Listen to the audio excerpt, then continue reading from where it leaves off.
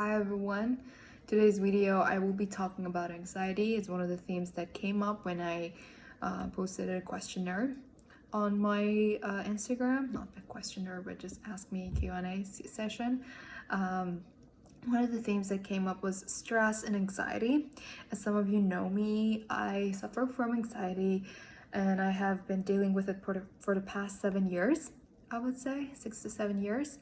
I have been to therapy and I just want to do some self-talk here. So a huge disclaimer on this video, it's nothing professional help. If you need help, you should go and seek professional help. Talk to a practitioner, a mental health practitioner, something that you need. But this is just a kind of like a self-talk for you to get some information maybe about it, just to talk about some background information and what is normal, what's not, when you should be going to seek therapy, and all of this information that could be useful for you, and some sort of information about myself. And I just want to share my story because I believe sharing stories about mental health issues will help end stigma around mental health, because there's so much shame around it. And I just want you to know that if you are experiencing any sort of mental illness, one being anxiety, which you are using, which we're seeing a lot these days, because of all this uncertain situation, all the trauma we're dealing with since 2020. It's just good to know that you shouldn't be ashamed of this, and you can talk about it if you need to express your feelings, if you need to share your thoughts. You all have a platform and you can talk about it, and talking about it will help somebody else in this journey. So but make sure you are seeking professional help, because there are some impacts on your mind and your health in general that you need to address directly with practitioner. So I just want to say that anxiety is pretty common, I would say. In America, it's about 90%, 19% of US adults, I would say. Over 40 million, so it's going to be about 19%. And over the world, it's 275 million, which would be about 4% of global population. So it's pretty common. I myself suffer from it, and I just want to talk about it a little more. So in our lives, we will have stressful situations, some uncertainty, some really unprecedented event that we didn't see coming, like COVID, like war situation, that can cause you to react, will increase your heart rate, and will introduce a fight or flight mode, which is good in some sense. That will invite action. Like, let's say we are still hunter-gatherers and we're living in a cave, and there's some wild animal approaching us. This fight or flight response will make us act faster so that we can either fight this animal or just flight, which means we just run away from it, which is good. But when we had it just in really small amounts and portions back then, but in today's life, everything is changing every day. People come and go. At school, people can bully you. Situations at school and work could change. All this uncertainty can arise. COVID can come. Relationships end. People abuse you. Maybe parents abuse you, and all these things can cause trauma and also some stress disorders out of it, like PTSD symptoms if you're showing any, which I'm going to talk about. So I would say trauma is an emotional response to a terrible event or like an accident, some like natural disaster, I would say rape, even immigration, I would say. These are all accidents, and they just happen terribly for you maybe, and you didn't see that coming, and there's an emotional response to it, and your body kind of reacting to it, which will in turn change your body, change your mind, change the way that you see the world around you. Let's say you put your finger in some place as you're a kid, and then you cut your finger, and then your mind kind of builds this neural pathway that this knife or this place is dangerous for you, and this will put a whole coping mechanism, which is good for you in some sense.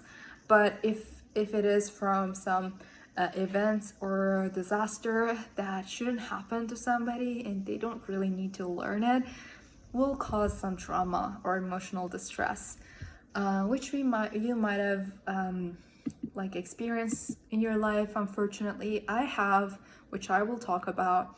So I was a studious girl back in school, like when I was in high school, and aside from some like bullying happening at my school, like in my high school, all the mean girls and all, like aside from that, the whole entrance exam for university, getting accepted to one of those good universities, like you name it, just trying to skip all of those talk, just trying to get accepted in a university was stressful enough to the point that I showed some sort of trauma response to it, because I was experiencing stress every day, because I was about to do so much work and it was out of my hands sometimes.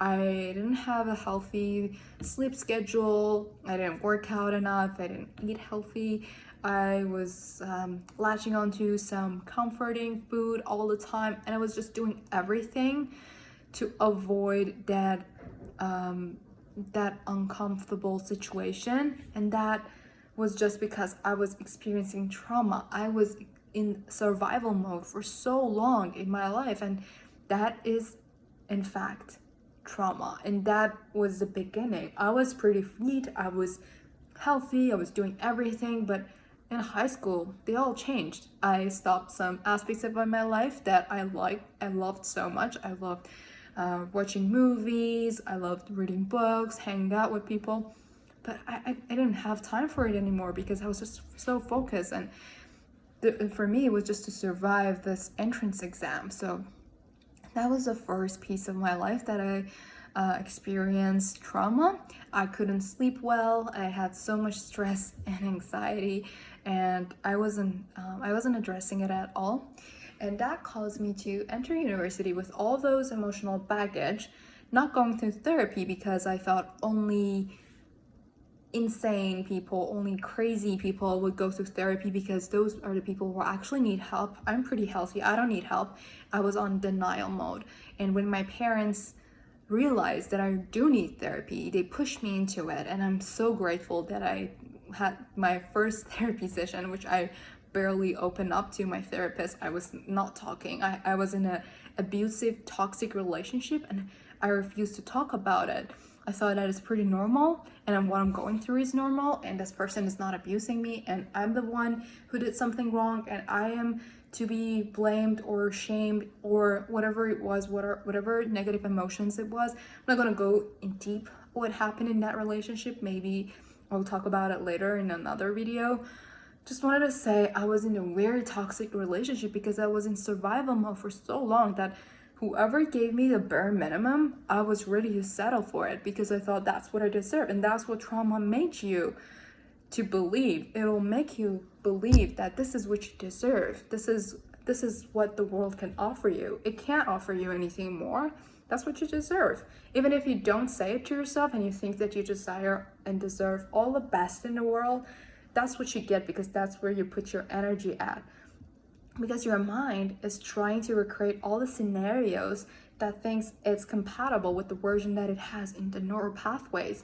So in that version in your mind, you have experienced survival mode and sell for the bare minimum, and your mind think that's pretty normal and should seek something like that. And then you find yourself get attracted to people who are emotionally unavailable, who are toxic, who are doing all sorts of things to shame you and will get the worst out of you. So imagine that sort of thing happening right after all the trauma I experienced during my high school.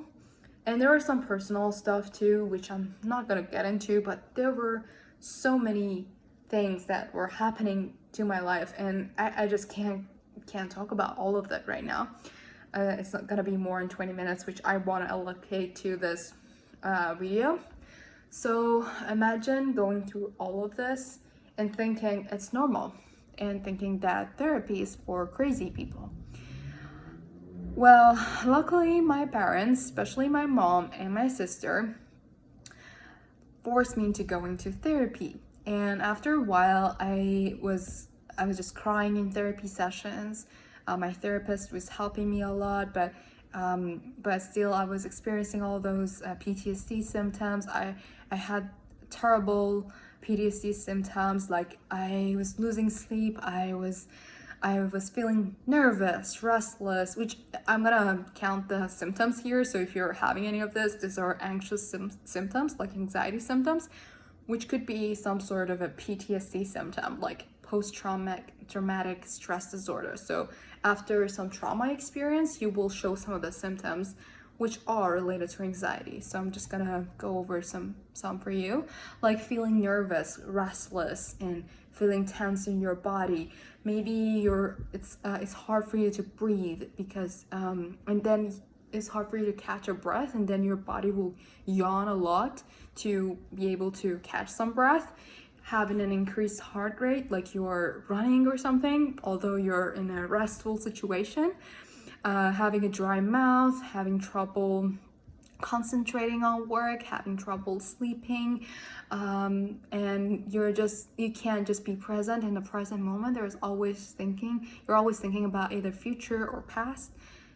You're not present anymore, you're sweating, and you're having difficulty controlling your worry because you're just used to that situation, and you have the urge to avoid things that trigger anxiety, which I'm going to talk about in this video. These are the two most important parts that I want to address. I had all those symptoms, nearly all, and I also felt weak and tired most of the times because I was sleepless, so that makes sense. I'm just gonna go over 2 points and talk about the last 2 points. So having difficulty with controlling my worry, and waiting for the next bad thing, which is hypervigilance, because I'm just so used to all that chaos and emotional damage that in my mind I'm just thinking of the next bad thing to happen. So I'm living in that high alert situation all the time. So even imagine if everything in my life is going perfectly, like I'm graduating, got my first home, got my first car, just like whatever it is that you are doing, which should be great for you. But your mind is always waiting for the next bad thing happen because it has been in survival mode for so long, which is why you're expecting the next bad thing happening to you. You don't seem to be deserving all of this, so there gotta be something wrong, right? Something else on the corner, always. So this is the first part that I want to talk about, and just want to let you know that you deserve all the good things that sometimes we'll just think of. You might think of it just one day in a week, one day in a month, but you deserve it. You deserve somebody who will give you the world, who will plan things with you, who will, who will fight people for you, who will stay with you, who will do everything that you like. You deserve some people like that in your life. You deserve people who will celebrate you, who you don't need to dim your light when you're around them, who are taking care of you and showing attention, showing consistent attention. They're making effort, consistent effort. You deserve all of that. You deserve money, you deserve wealth, you deserve to be in your dream house, you deserve to have that dream car, you deserve all of that. And if anything or anybody is trying to tell you otherwise, those people are toxic and you should just cut them out of your life. It's hard. I'm trying to keep the toxic people off, but sometimes have them, like I did a few days ago, and I tried to admit them out of my life, and that's just life. People come and go, and you will sometimes experience negative emotions because of that, which is totally normal. But believe in yourself that you desire something good. If you're with yourself and you're feeling something is off about this person and they're not showing up for you the way that you deserve and desire, then you deserve somebody better than them. You deserve somebody who will give you the world, literally give you the world. They're gonna give you all those, they're gonna love you in your love languages. If your love language is receiving gifts, if it's words of affirmation, I don't know, quality time, they're gonna love you the way that you wanna be loved, because they wanna show you that. If somebody is healthy and wanna be in a healthy relationship, they're gonna put that effort in you. So whenever you felt that you're not deserving of it, just remember this. This is the first thing that I wanted to talk about.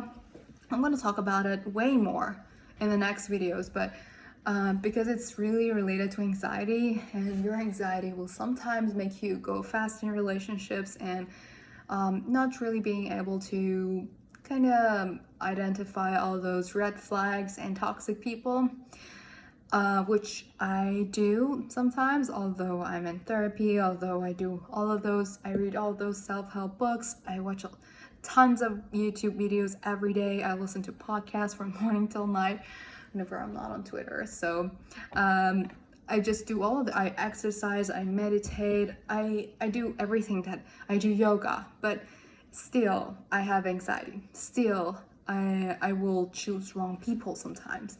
So it is normal. You're not gonna heal just one day. Healing is a process, and it's not a linear process. So it's not gonna be like going up your mood like this. Like your mood is not gonna go up like this. Sometimes it's gonna be down. You will feel down, you will feel that you haven't made it, and sometimes you will feel that you're on top of the world, and that's totally normal, because healing takes time, and you just have to be really patient with it. You have to be patient with yourself, trying to identify all those patterns in yourself, all those anxiety symptoms, and try to be really, really patient with yourself and love yourself and give yourself all the attention and help that you need. So moving to the next issue, which I want to talk about. So I just talked about having the urge to just wanted to avoid all of those negative emotions or things that can trigger your anxiety. So let's say you have an assignment and you don't really want to get to it, and you will procrastinate until the last minute. Why do you think you're doing this? Are you doing this because you have poor time management, or you're addicted to social media, which could be the reason, by the way, but or you just are lazy, you're not after your goals that much?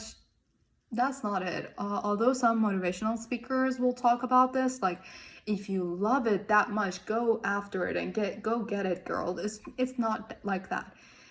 When you have anxiety, you will have a lot of triggers. Like literally everything can trigger you, just the way that I talked about how high alert you are. So even somebody changing their facial expression somehow, or changing their tone of voice, like that will trigger you.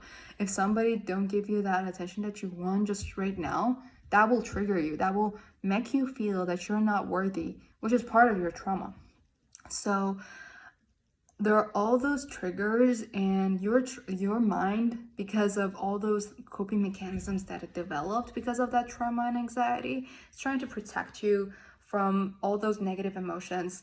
So it will build a wall around you to stop those trigger anxieties. So that assignment could be related to a negative emotion. Maybe you failed a test someday because of one assignment, or maybe sometimes you failed at that assignment and that made you feel dumb, or that professor laughed at you, or that friend didn't approve of you because you failed in that exam, or maybe that assignment will make you doubt your abilities. So there are all those negative emotions around that assignment. And maybe it's your perfectionism. Maybe you just wanted to get it perfect, and there's that negative emotion telling you that you can't do it, and you just can't do it because your body is trying to avoid all of those trigger all those triggers for anxiety. Or maybe you have something ready, like you just need to send an email, but you're just so anxious to do it because once you did it and something bad happened out of it, and your mind has created that neural pathway that, okay, this will lead to a negative emotion, so I should protect, let's say, Faiza from this. So I'm not gonna let her send that email. I'm not gonna let her to post that video because the last time she posted a video, somebody hated on her. Somebody on Twitter talked shit about her. So I'm just gonna make sure that she is well protected, and that is normal. Like, if that wasn't the case, we wouldn't be surviving as humans. So that's partially good, but not to the point that will cripple you and will get you from getting to the results that you deserve and desire, and also you're totally capable of. So speaking of which, I had this negative emotions around one of the course that I had to retake this semester, and I was just so anxious that I couldn't even open the assignment log to look at what's happening, because I was like, okay, this is happening. I don't know, like in previous semester I couldn't do this course, so what made me think that I can do this semester? And I was just crippled. I couldn't do anything. Like, I was so stressed. Or about my thesis, that course made me think that I can never graduate from school, and everything around school just triggered my anxiety. I was doing my thesis, but I was thinking that there's no way I'm gonna pass this thesis defense, because deep down I had this feeling that I don't deserve to graduate because all that course failure that I had a year ago, which is totally normal to feel. But it's all about that neural pathways that we have in our mind and trying to protect us from dying eventually. So all those negative emotions, all that trouble you have from avoiding those triggers and negative emotions is just about your stress and anxiety, and it is normal. So I would say that 40% of population is actually not. It's for those who are experiencing severe anxiety, like maybe panic attacks, which is normal. In this day and age, we are experiencing COVID, and then after that, World War III, we are experiencing high, like the prices are going up. You can't afford a house, you can't afford a car, just everything is going crazy, at least in North America, I would say. So things are not going well in the world, and there is no problem to think that the world around you is failing and you're failing, and all those people who will talk that world is beautiful and life is so beautiful and precious, and just don't think about all those negative emotions. Just that is toxic positivity. Okay, so if you think that something is going wrong, let your emotions to be free and talk about it. I'm not saying spread all the negativity all you want, but let yourself to experience those negative emotions. Just like show those negative feelings, or just maybe cry a little, maybe feel down a little. It is okay. Like I talked about full routine I had for staying healthy. What if I tell you that in the past month, because all the PTSD symptoms I had because of some issues in my personal life and professional life, I didn't get to it. I didn't get up 6 a.m. in the morning, hyped up to go to the gym, or have my green smoothie, or having the meal prep for a bad girl routine. Like, that's normal. That's totally normal. And I don't blame myself for that. Like, that's normal. I'm getting back to my routine. I'm getting back to posting videos. Like, there are so many text messages and mentions on Twitter and Instagram that I don't even get the chance to look at because I'm just anxious about my life at this point, and I don't blame myself for it. It's normal. I have been living in survival mode for the past few months, that it is normal for me to try to avoid all the things that could trigger my anxiety and don't feel like going and conquering the world or getting what I need. So to all the people around you who will tell you that you need to be something by some time, or you need to do that, or you need to have maybe that routine to be somebody, just to hell with all of them. You are deserving of all the good things in your life that you desire, and you should just be patient with yourself. And if you heal, you'll get to it. But healing is a process and it takes time. It's not a one-time thing. It's not even a 1-year thing for many. As I talked about it, I think that I posted a video by Nadia talking about why people experiencing trauma will feel like that they are not catching up with their friends that much. So they are somehow behind in their lives, if you may. So that is because those trauma stopped you from your brain actually developing and getting you all the things that you can actually get and achieve. And that's just part of your brain not developing to that point, your brain not being healthy enough to go for all the things that you deserve and you can definitely get because you're capable of it.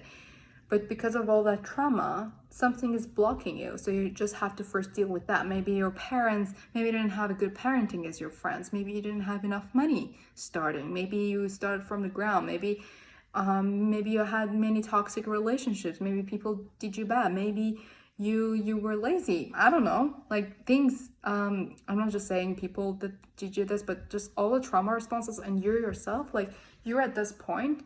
And it's okay to feel sometimes that you're behind. I might be behind by many people by my age. I might be ahead of some people around me, and that is also a trauma response. So everybody, this sounds cliche, and maybe it's a cliche for a reason. You have your own journey, and you shouldn't let anybody decide for you what's normal and what's not. Is it normal to have to be married by 30 or 40? Is it normal to be having 10 different friends? Is it normal to have like a loving parents or a loving partner? If there are people around you who will make you feel like that, you should just cut them off. If it's some Instagram page that will make you feel like that, just cut them off. If there's somebody in your life that you're just looking at their Instagram stories and you, instead of feeling inspired, you feel that you should be somewhere that you're not, and it's more than a negative emotion for you, you should just cut them off. I know that there are so many influences out there who will make you feel like shit. So it's just crappy feelings, and I feel it. This was just more like a friendly reminder for you to go seek professional help if you are experiencing anything related to anxiety. I will be posting more about this because anxiety is multidimensional, so I cannot talk about all the symptoms, all the things that you can do. Just try to focus on the two most important things that I have had experienced lately, having difficulty like getting out of that high alert mode, and also getting out of trying to avoid all of those negative emotions and everything that can trigger my anxiety. So I'll keep you guys posted all the new information that I will be posting on this channel. This is just for me to express myself and maybe help some people. Hope you guys enjoy this and have a great rest of your day whenever you're watching this.